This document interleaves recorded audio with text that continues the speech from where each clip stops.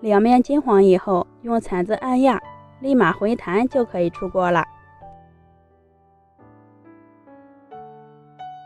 这样做的馅饼皮薄馅大又软和，里面的萝卜丝充分吸收了葱油，非常的香。